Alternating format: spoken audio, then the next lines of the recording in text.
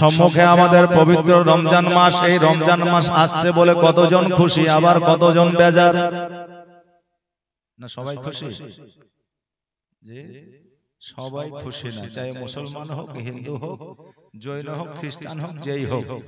আমরা মুসলমান আমাদের মধ্যে অনেকেই খুশি না, যদিও ওপরে ওপরে বলি হ্যাঁ সামনে রমজান মাস আসছে, কিন্তু অনেকের ভিতরে বলে যা রোজার মাস আসলো, এইটা সামনে আর বিড়ি খাওয়া যাবে না। জি খুব কষ্ট, সারা জীবন কবরে জাহান্নামের মধ্যে থাকতে হবে, এটা নিয়ে তার চিন্তা ভাবনা নাই। কিন্তু রমজান মাসে সবার সামনে বিড়ি সিগারেট খাওয়া যাবে না, এটা নিয়ে সে চিন্তায় চিন্তিত অনেকে আছে। বাবা বেরাদার, পবিত্র রমজান মাস আপনার নসিবে আবারও জুটেছে, এর জন্য আপনি শুকরিয়া আদায় করেন নাকি? যে পবিত্র রমজান মাস গত হয়ে চলে গেছে, ওই রমজান মাসে যারা রোজা রেখেছিল, ওই রমজান মাসে যারা ইফতার করেছিল, ওই রমজান মাসে যারা সেহরি করেছিল, অনেক আল্লাহর বান্দা এই সম্মুখে পবিত্র রমজান মাস পাইনি। অনেকে হয়তো রমজান মাসের পরে ইন্তেকাল করেছে, অনেকে হয়তো 2 মাস 1 মাস আগে ইন্তেকাল করেছে, অনেকে হয়তো অ্যাক্সিডেন্টে মারা গেছে, অনেকে হয়তো আপনার অনেকে আপনার প্রাণ পাখি হযরত জিবরিল আলাইহিস সালাম উড়ায় নিয়ে গেছে। এই জন্য সম্মুখে যে পবিত্র রমজান মাস আসতেছে, এই রমজান মাসে ওই বান্দা রোজা রাখার মতো আপনার ক্ষমতা পাইনি, রোজা রাখার মতো আপনার হায়াত পাইনি। আজকে পবিত্র রমজান মাস যারাই আমরা পাইতেছি, আমাদের বড় ভাগ্য, আমাদের বড় তকদীর যে আমরা আবারও পুনরায় পবিত্র রমজান মাস পাইতে আছি। এই পবিত্র মাসটা হলো আমার আল্লাহর তরফ থেকে রহমতের মাস। এই মাসে আপনি জবান দ্বারা একটা আয়াত পড়িলে যেই আপনার 10টা নেকি পাইতা, পবিত্র রমজান মাসে 70টা নেকি পাইবা। এই আপনার অন্যান্য মাসে যখন আপনি খাবারটা খাইবে, ওই খাবারটা খাইলে আপনার শরীরটা তরুয়া তাজা হবে, ওই খাবারটা খাইলে আপনার দুর্বলতা দূর হয়ে যাবে, ওই খাবারটা খাইলে আজকে আপনার কোনো নেকি হবে না।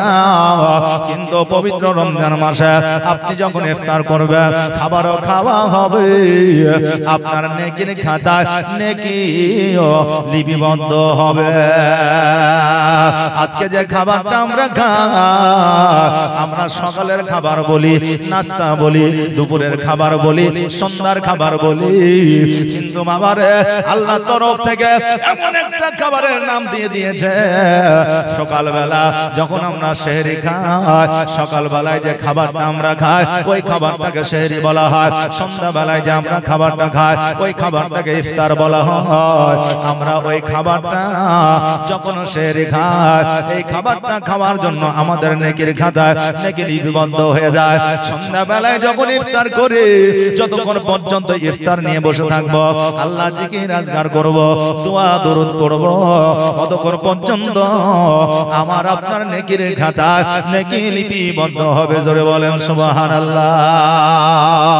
ওই খাবারে অনেকের রোগবালা দূর হয়ে যায়, ওই খাবারে অনেকের গুনাহ মাফ হয়ে যায়, ওই খাবারে অনেকের জীবন পরিবর্তন হয়ে যায়। আজকে আমরা পবিত্র রমজান মাস পাইলে আমরা পবিত্র রমজান মাসে রোজা রাখি না। আমার দয়ার নবী, মায়ার নবী সাল্লাল্লাহু তাআলা আলাইহি ওয়াসাল্লাম বলেছে যে পবিত্র রমজান মাস পাইলো, পবিত্র রমজান মাস পাওয়ার পরে যারা রোজা রাখলো না তারা যেন ধ্বংস হয়ে যায়। আবার যারা পিতা মাতা জগতের মধ্যে পাইলো, ওই পিতা মাতার সেবা করলো না, তারা যেন ধ্বংস হয়ে যায়। বাবারে আজকে আমাদের মধ্যে এত অলসতা, পবিত্র রমজান মাসে আজকে সামান্য কিছু আজকে আমরা সামান্য কিছু অজুহাত দেখায়া আমরা পবিত্র রমজান মাসে রোজা রাখি না। আজকে পিতা মাতার সামান্য ভুল আমরা দেখার পরে ওই পিতা মাতাকে আমরা সম্মান করি না, ওই পিতা মাতাকে আমরা দেখাশোনা করি না, ওই পিতা মাতাকে আমরা অবহেলা করি। হ্যাঁ বাবাজি ভাইয়ের একটা কথা কান দিয়ে শোনে, কারণ হইল পিতামাতা যে জগতের মধ্যে দোষ করবে না এটা কিন্তু কথা নয়, কারণ তারাও জগতের মধ্যে মানুষ, আর মানুষ মাত্রাই ভুল বাবা হয় না, হয় না? মানুষ মাত্রাই ভুল হয়, পিতামাতারও ভুল হয়, কিন্তু আমার দয়ার নবী মায়ার নবী সাল্লাল্লাহু তাআলা আলাইহি ওয়াসাল্লাম তিনি বলে দিয়েছেন জগতের মধ্যে যুবকরা তোমার পিতামাতার দ্বারা যদি কোনো দোষ হয়ে যায়, অন্যায় হয়ে যায়, তুমি সন্তান হইয়া তোমার পিতামাতার বিচার করতে পাবে না। ওই পিতামাতা যদি সন্তানের হক আদায় না করে, ওই পিতামাতা যদি সন্তানকে সঠিকভাবে ভাগ বুঝায় না দেয়, ওই পিতামাতা চারটা সন্তানকে যদি চার প্রকারে না দেখে, চারটা সন্তানকে যদি একই নজরে না দেখে, যদি এক একজনকে এক এক নজরে দেখে, এর জন্য কিয়ামতের দিন ওই আপনার আব্বা মাকে জবাব দিতে হবে।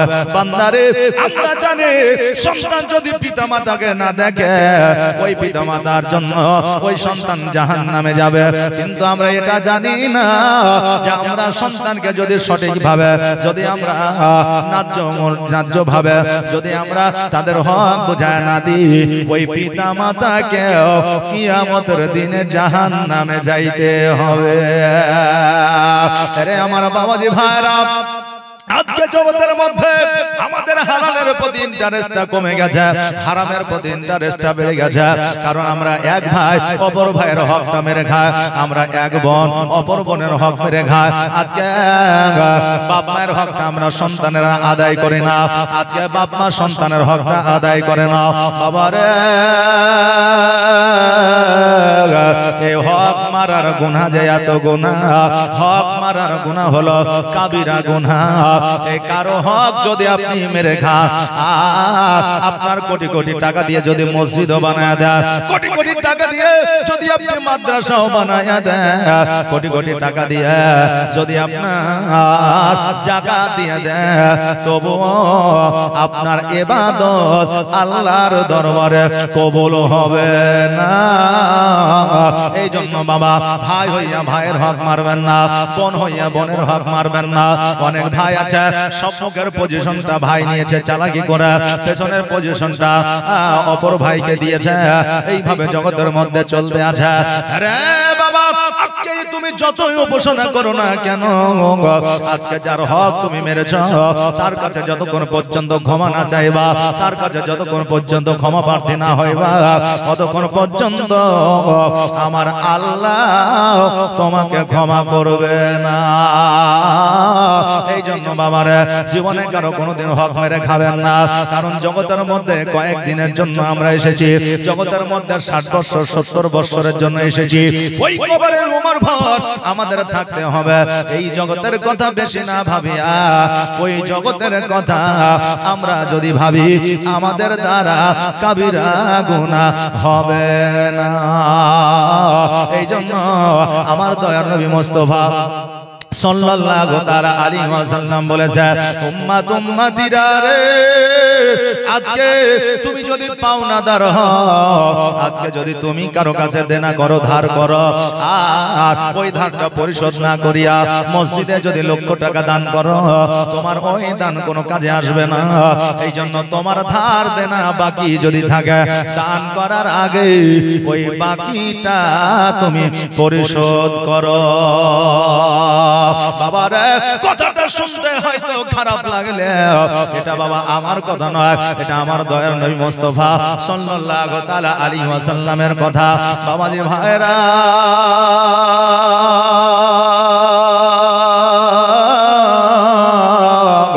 এই জন্য আপনি প্রয়োজনে 2 বেলা কেন 3 বেলা যদি না খেয়ে থাকে, তবুও মানুষের কাছে ঋণ করতে যাবেন না।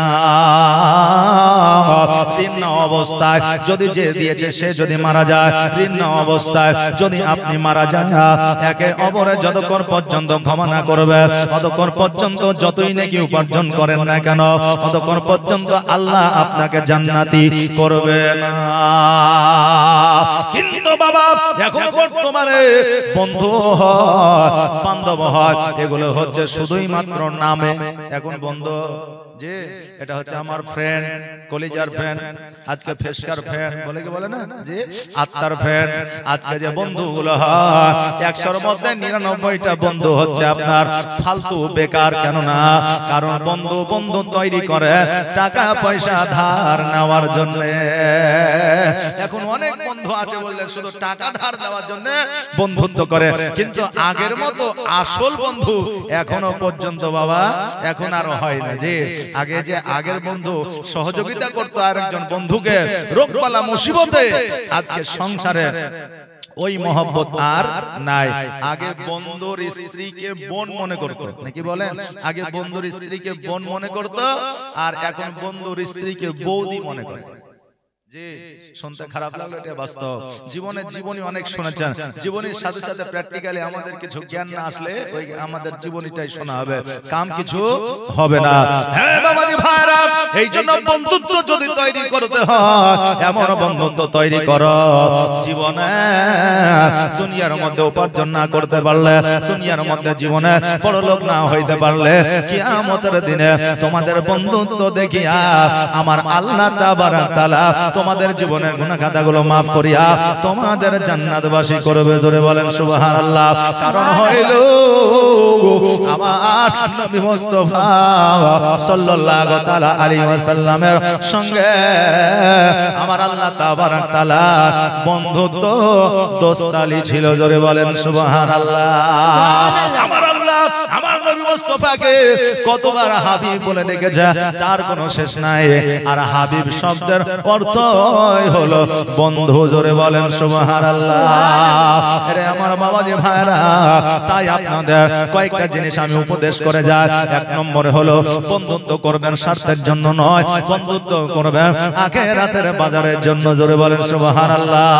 পবিত্র রমজান মাস আসছে, আপনি আগে থেকে তৈরি হয়ে যাবেন, প্রস্তুতি নিয়ে নেবেন, রেডি হয়ে যাবে রমজান মাসে রোজা রাখার জন্য। আবার আপনি কারো কোনোদিন হক মেরে খাবেন না। ভাই চাইছে যে আমাকে সামনে দাও, আরেকজন ভাই চাইছে সামনে দাও। কেউ বাবা যদি ছোট হইয়া বলে ঠিক আছে তুমি লাও, এক কাঠা কেন, এক হাত কেন, এক কাঠা বেশি লাও, বেরাদার যে বেশি নিবে তাকে তো কিয়ামতের দিনে বেশি জবাব দিতে হবে, নাকি বলে? যে বেশি নিবে তাকে বেশি জবাব দিতে হবে। কারণ হইল এই জন্য তো আমার নবী মুস্তাফা সাল্লাল্লাহু তাআলা আলাইহি ওয়াসাল্লাম বলেছে যে একজন ধনীর চাইতে একজন গরীব কিয়ামতের দিন 50,000 বছর আগে জান্নাতে যাবে। জোরে বলেন সুবহানাল্লাহ। 50,000 বছর আগে ধনীর চাইতে গরিবেরা আগে জান্নাতে যাবে। কারণ ধনীরা জগতের মধ্যে কিছু তাপ পায়নি, যে অসুবিধা হয়েছে, টাকা আছে, পরিত্রাণ পেয়ে গেছে, যেটা মন চেয়েছে সেটা নিয়েছে, যেটা মন চেয়েছে সেটা খেয়েছে, বড় বড় রেস্টুরেন্টে গিয়ে টাকা ব্যয় করেছে, কারণ তার টাকার অভাব নাই। কিন্তু একটা গরিব পারে না, পেরেছে?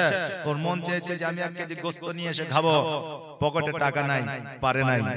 আমার মন চেয়েছে রেস্টুরেন্টে গিয়ে আমার স্ত্রীকে নিয়ে, আমার সন্তান আদিকে নিয়ে শখ করে খাবো, টাকা নাই, পারে নাই। এই জন্য তো বড় লোকদের চাইতে গরিবেরা 50,000 বছর আগে জান্নাতি হবে। জোরে বলেন সুবহানাল্লাহ। এই জন্য বাবারে জীবনে জগতের মধ্যে ভাই যদি আপনার কাছে জমি চায়, আপনার ভাগটা রাখিয়া ভাইকে দিয়ে দেন, তবে 1 কাঠা বেশি নেবেন না, প্রয়োজনে ভাইকে দিয়ে দেওয়ার চেষ্টা করবেন। কারণ হইল ওই ভাইকে জবাব বেশি দিতে হবে। বেরাদানে মিল্লাত ইসলামিয়া, পবিত্র রমজান মাসের প্রস্তুতি আপনারা কিভাবে নেবেন? পবিত্র রমজান মাসের প্রস্তুতি কিভাবে নেবেন? পবিত্র রমজান মাসে আগে আমার নবী মুস্তাফা সাল্লাল্লাহু তাআলা আলাইহি ওয়াসাল্লাম শাবান মাস থেকে রোজা রাখতে শুরু করতেন, আল্লাহর উপাসনা বেশি বেশি করতে শুরু করতেন। আর পবিত্র রমজান মাস আসিলে আপনার পুরো মাস আমার নবীজি রোজা রাখতেন। আর বাবাজি 8 রাকাত নয় 20 রাকাত তারাবি পড়তেন। জোরে বলেন সুবহানাল্লাহ। আমাদের মধ্যে ফেরকাবাজি চলছে, অনেক অনেকে বলছে 8 রাকাত পড়তে হবে, অনেকেই বলছে 20 রাকাত পড়তে হবে। আরে বাবা, হাদিস দলিল কোরআন তো আপনি দূরে রাখেন, কিন্তু যখন আপনার 5টা থেকে সন্ধ্যা 5টা পর্যন্ত কাজ করিলে আপনি 500 টাকা মজুরি পান, আর যখন আপনি 5টা থেকে 10টা পর্যন্ত আপনি কাজ করবেন তার জন্য বেশি মজুরি পাবেন। ওভার ডিউটি নাকি বলেন, বেশি মজুরি পাবেন। আমি 8 রাকাত, যেহেতু 8 রাকাত নামাজের জায়গায় 20 রাকাত পড়লে তো আমার ক্ষতি নাই, 20 রাকাত পড়লে আমার সব নেকি বেশি হবে। বাবারে, আহলে সুন্নাত ওয়াল জামাতের মধ্যে 20 রাকাত নামাজ আমাদের জন্য আছে। এই জন্য অনেকে চিন্তা করে যে আমি তারাবি পড়তে যাইতে পারি না, রোজা রেখে আমার কোনো লাভ না। বলে কি বলে না, বলে তারাবিতে যাই না তো রোজাও রাখবো না। বাবারে, অনেকে প্রশ্ন আসতে পারে যে হুজুর গো, রোজা রেখেছি তারাবি পড়লাম না, রোজা হবে কিনা? হ্যাঁ বাবাজি ভাইরা, আমার মা বোনেরা, রোজা হলো আপনার জন্য রমজান মাসে ফরজ। আপনি রোজা রেখেছেন, আর রোজা রাখার পরে আপনি সন্ধ্যাবেলায় ইফতার করলেন, তারাবি তো হয়তো যাইতে পারলেন না, তারাবি হয়তো পড়তে পারলেন না, তাই বলে আপনার রোজা নষ্ট হবে না, রোজা হয়ে যাবে। এখন আপনি নেকি থেকে বঞ্চিত হবেন, কিন্তু রোজা বাদ হবে না, রোজা বাতিল হবে না বেরাদার। তবে আমরা এখন বর্তমানে যেভাবে রোজা রাখি, আমাদের রোজাটা শুধু মুখেই রাখে, মানে কিছু খাবার খাই না, বাকি সবকিছু আমাদের রোজা থেকে বঞ্চিত থাকে। শুধু রমজান মাসে রোজা কি মুখ আর পেটে রাখে না, পুরো শরীরটাতে রাখে। রোজা পুরো অঙ্গের জন্য, পুরো শরীরের জন্য। হ্যাঁ বাবাজি ভাইরা, আজকে যখন আমরা রোজা রাখবো, কান দ্বারা গীবত শুনবো না, মুখ দ্বারা গালি দিব না, চোখ দ্বারা খারাপ জিনিস দেখবো না, চোখ দ্বারা আমরা অন্যায় কিছু দেখবো না, পায়ের দ্বারা চুরি করতে যাব না, হাতের দ্বারা গুনাহ করব না, শরীরের দ্বারা আমরা জেনা করব না। জেনা বাবা, পুরুষ নারীর শরীরে হাত দিলে জেনা হয় না। আজকে বেপরদা হইয়া যখন কোন নারী চলে যায়, চোখ দ্বারা যখন আমরা খারাপ নজরে যখন একজন মহিলাকে আমরা দেখি, ওই মহিলা জেনার গুনাহে লিপ্ত হয়ে যায়, পুরুষ চোখের গুনাহ জেনায় লিপ্ত হয়ে যায়।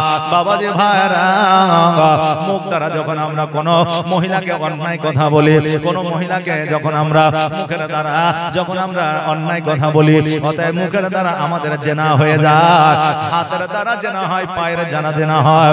বাবারে, জেনা আমাদের এক প্রকারের নাই, অনেক প্রকারের আছে। এই জেনার ক্ষমা আল্লাহর দরবারে না।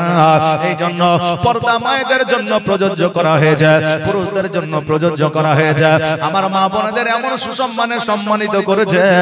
বাবারে, মায়েদেরকে পর্দা দেওয়া বলা হয়েছে, বোরকা পরতে বলেছে, কিন্তু মা বোনেরা পর্দা দেয় না, পর্দা করে না, বোরকা পরে না। মাগো, তোমাদের তুলনা কারো সাথে হয় না। আজকে কাবা শরীফে যে গিলাফটা আছে, কাবা শরীফে কালো পর্দা দিয়ে ঢেকে রাখে না, কাবা শরীফে কালো পর্দা দিয়ে ঢেকে রাখে, আজকে কোরআনকে চুস্তা দিয়ে ঢেকে রাখে। আরে মা, আজকে এইগুলার যে মান সম্মান ইজ্জত, আজকে একজন মহিলাকে আমার আল্লাহ ওই মান সম্মান দিয়েছে। জোরে বলেন সুবহানাল্লাহ। একজন মাকেও কালো পর্দা দিয়ে, কালো কাপড় দিয়ে ঢেকে রাখতে বলা হয়েছে, কিন্তু আমার মা বোনেরা আজকে বর্তমানে শরীরে দেখায়, বর্তমানে আমার মা বোনেরা চেহারা দেখায়, না জানে কি মজা কি স্বাদ পায়, আমার মা বোনেরাই জানে, আমরা জানি না। বাবারে, মা ফাতেমার কথা বলতেছিলাম, আগামীকালকে বলেছিলাম, আমার মা ফাতেমা জোহরা রাদিয়াল্লাহু তাআলা আনহা একটা নয়, দুইটা নয়, 13টা আপনার কন্যাকে মুসলমান বানিয়েছিলেন। 13টা কন্যাকে মুসলমান বানায়া আমার নবী মুস্তাফার বাড়িতে যখন আসলেন, আমার নবীজি বলে, ফাতেমা, ও ফাতেমা, আজকে তোমার মুখে এত সুন্দর হাসি কেন রে মা? আমার ফাতেমা তো জোহরা রাদিয়াল্লাহু তাআলা আনহা বলতেছে, আব্বা গো, আজকে একটা নয়, দুইটা নয়, 5টা নয়, 50টা নয়, 113টা নারীকে আমি কালেমা পড়ায়া মুসলমান বানিয়েছি। নবী আমার বলে, ফাতেমা, আজকে এই জন্য তোমাকে আমার আল্লাহ তাবারক তাআলা জান্নাতের রানী বানিয়েছে।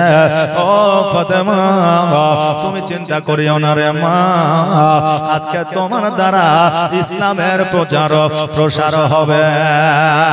আমার মা ফাতেমা জোহরা রাদিয়াল্লাহু তাআলা আনহা শুধু জান্নাতের রানী ছিল না রে বাবা, আমার মা ফাতেমা জগতের মধ্যে একজন ইসলামের প্রচার ও প্রসারক ছিলেন।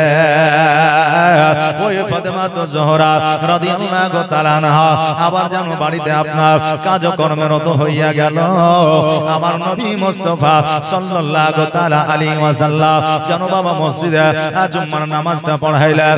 নামাজটা পড়ানোর পরে আমার নবীজি তন্দায়মান হইয়া সাহাবীদের সম্মুখে বলতেছে, এই আমার সাহাবীরা শোনো রে, আজকে আমার কন্যা মা ফাতেমার জন্য তোমরা একটা জামাই খোঁজো, কারণ তার বন্ধু বান্ধবের বিবাহ হয়ে গেল, আমার কন্যা ফাতেমার বিবাহ দিতে হবে। আজকে আমাদের যারা বন্ধু হয়, আমাদের মা বোনেদের যারা বান্ধবী হয়, বান্ধবীদের বন্ধুদের যখন বিবাহ হয়ে যায়, বাপ মায়ের মাথায় একটা টেনশন থাকে, তাদের সাথীদের বিবাহ হয়ে গেল, আমার সন্তানেরও বিয়ে দিতে হবে। এরকম চিন্তা আসে না? আসে না? আসে বাবা। নবী আমার বলে, হে আমার সাহাবীরা, একটা জামাই খোঁজো আমার মা ফাতেমার জন্য, আমি মা ফাতেমার বিবাহ দেব। সাহাবী কেরামগণ অনেকেই বলেছিলেন, ইয়া রাসূলুল্লাহ, ইয়া হাবিবাল্লাহ, নবী গো, আমার অনেকগুলা খেজুর গাছ আছে, আমার অনেকগুলা সম্পদ আছে, আমার অনেকগুলো টাকা পয়সা আছে, ইয়া রাসূলুল্লাহ, মা ফাতেমার সঙ্গে